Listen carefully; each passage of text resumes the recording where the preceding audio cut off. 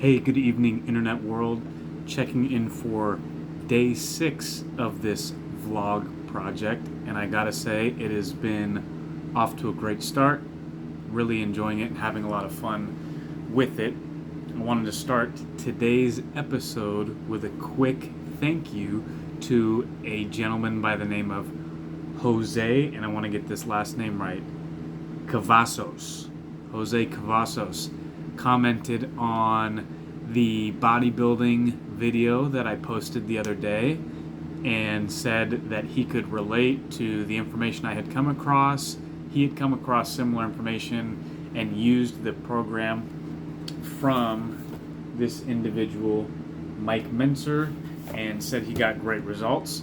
However, I gotta say, Jose, you did mention that you trained more frequently than he recommended, and that was a key component of his training philosophy, was infrequently. So I would love to connect with you more at some point and learn a little bit more about your fitness habits and what progress you've made and why you chose to go maybe more frequently and how your results have gone, and if you've ever tried to go a little less frequently. So regardless, Jose, thanks for tuning into that video. I really appreciate it, and thanks for leaving a comment, because again, it lets me know that there's real people on the other side of this camera phone when I upload it to the internet. So that's awesome and refreshing, and it's just cool to connect with other like-minded people interested in the same things. So that being said, big thank you to you, man. And another thanks to my number one fan, Mom, for checking out, well, watching all of my videos so far, but for also watching the Derik Chalvin video that I posted yesterday, which was a little bit more provocative than maybe some other subjects that I might cover in this vlog. And having some feedback for that video and giving me a ring today and talking it out. We talked for, I mean, it must have been an hour or so, and had some really interesting dialogue about the subjects that came up, and then some responses that you had to it. So I really enjoyed our conversation, and it was thought-provoking on my end. I know the most thought-provoking moment of our conversation was when you asked, hey,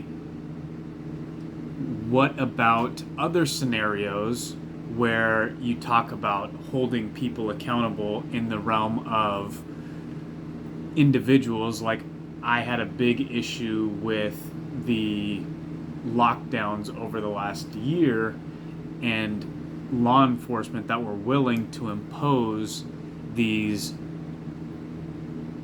arbitrary mandates that were being, disseminated out of the governor's office. So, and the orders were coming down from the governor's office. They weren't being legislated into law, and law enforcement officials or other government officials, L&I officials, liquor board officials, all these people participated in imposing those restrictions.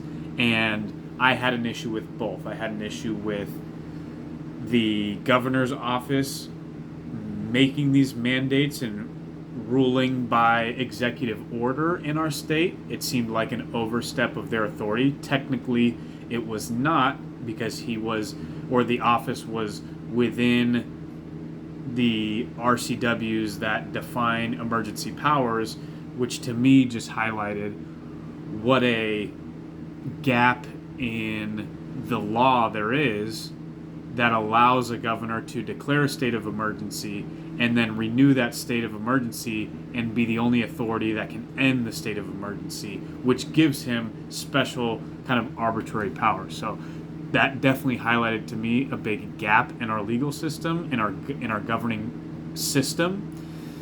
that should definitely be corrected and the loop should be closed, whether it's every 30 or 60 days, mandating that the legislature has to convene and approve a continuation of emergency powers. That being said, while my greatest critique was with the governor's office and thinking that it was a huge overstep of their, let's just say, moral authority, because technically you could say that their legal authority was there. They withstood some legal I don't know the specifics of what legal challenges came about and which gained any traction and which did not. So I don't have any knowledge of that, so I can't say, but to me it seemed like an egregious overstep of what you would hope that position would do, or what we would typically assign that governor's office to carry out. But I also supported people who were speaking out against the actual individuals, the actual foot soldiers, if you will, in the implementation of this process, all the way down from businesses that were enforcing mask mandates or self-imposing closures, etc., etc. So from the businesses to the government bureaucrats and law enforcement officials, anyone who participated in imposing the will of the governor's office, I had a certain amount of, the word I used earlier was disdain, but that may not necessarily be the right word, but let's just say that. And so I was rightly challenged on the fact that, hey, in this case, you were critical of the individuals carrying out the policy, and yet in your video yesterday, you were willing to give this individual a pass because of the system that he's a part of, the war on drugs that is laying out his mission set, as well as the lack of training that makes him ill-equipped to handle situations he might end up in. So that was definitely a very thought-provoking challenge, and I'll have to contemplate that more to try and remove any contradictions from my overall way of thinking and my attitude towards this subject matter as a whole, or the whole spectrum of where different ideas would collide in the realm of law enforcement, government officials imposing certain laws. And I know one of my immediate responses at the time was a slight, or a difference that could be pointed out, and I don't know if this is a fundamental difference, so I'm not staking my reputation on it. But a difference that you could point out is, on the one hand, officials or businesses or anyone else imposing the mandates of the governor's office is doing it from a conscious level. It's a policy that gets laid out. They have time to review the policy and contemplate whether or not they're going to impose those mandates, and to what degree they're going to impose them, and how they're going to impose them. So that's a very intentional, conscious decision that's being made, versus the example and the bad outcome that I talked about yesterday. If we were to agree that it was from a lack of training, well, the mistake that's being made is one that is in a moment of, call it fight or flight, call it an adrenaline, an intense moment where you have a police officer struggling with a potential suspect to try and detain them. That individual's adrenaline may be spiked, their decision making may be diminished. So I'm not saying that they're completely separate in that, if you make a decision in a stressful situation, that you're not culpable for your actions, but there could be an argument that could be made that you would apply different criteria to. One, where you have the time to process information and make a conscious decision, and the other where you are under pressure, under stress, making time-sensitive decisions. Again, maybe those can be treated somewhat differently. So without lingering too long on this previous discussion, again, just wanted to start off this episode with a little gratitude to the people that have been paying attention and responding to what I'm putting out there. So big thanks to you guys.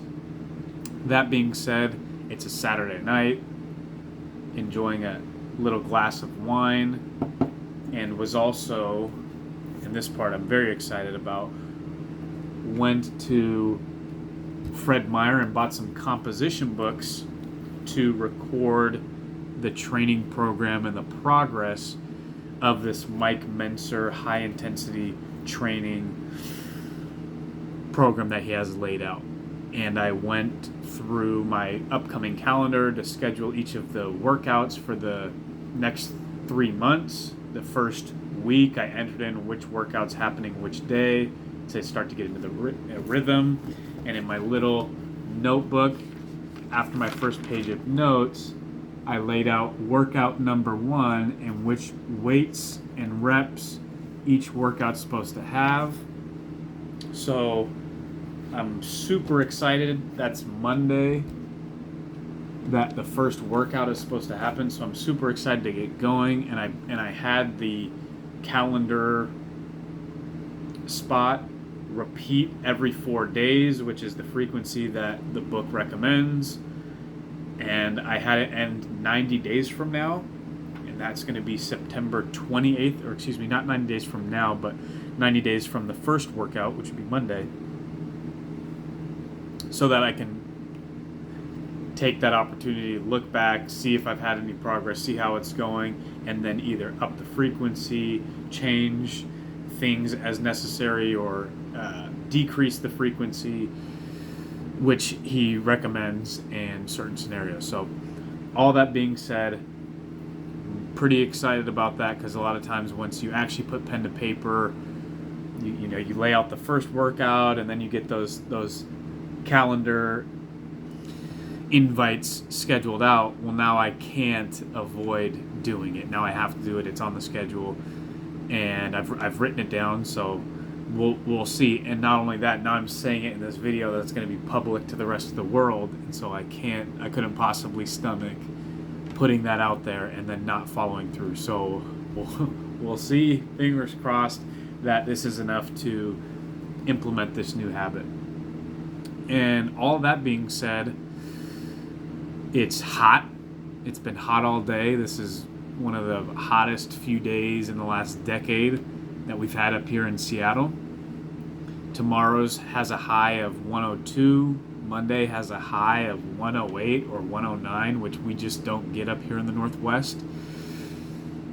So it's even to the point where Monday I'm considering seeing if we want to just call the day off of work, maybe just do a beach day instead. I know we've talked about doing an early start, work a few hours, and then call it good. And I can't decide if taking the full day off is kind of a soft way out, because we will have some hot days, right? 80 or 90 throughout the rest of the summer.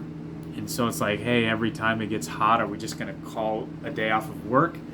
But this seems like a slightly unique scenario where we're talking about extreme temperatures, extreme beyond what we typically see.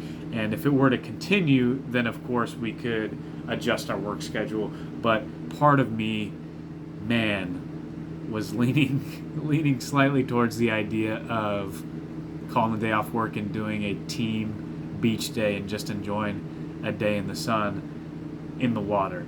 So I guess we'll see. I'm planning on calling my co-workers tomorrow to check in and see what they're feeling, and we'll go from there. But also part of my plan tomorrow is definitely to run down to the Kirkland waterfront and jump in the water, because I've with it this hot, I'm sure that that cold Lake Washington water is going to feel pretty good. So other than that, just enjoying this glass of wine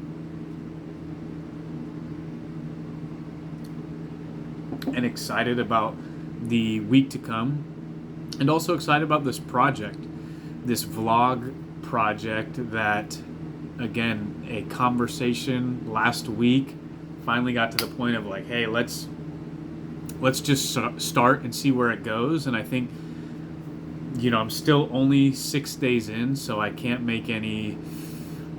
draw any big conclusions from that yet. But there's been a couple of moments where I've thought, hey, this feels productive. This feels like a good thing to do. I'm happy I'm doing this. So hopefully I can keep that up and continue to find which direction it makes sense for this to go and keep it rolling. So hope you're all having a great weekend and having a productive summer, and look forward to connecting and sending out some more thoughts tomorrow. So I'll catch you guys later. Enjoy. Bye.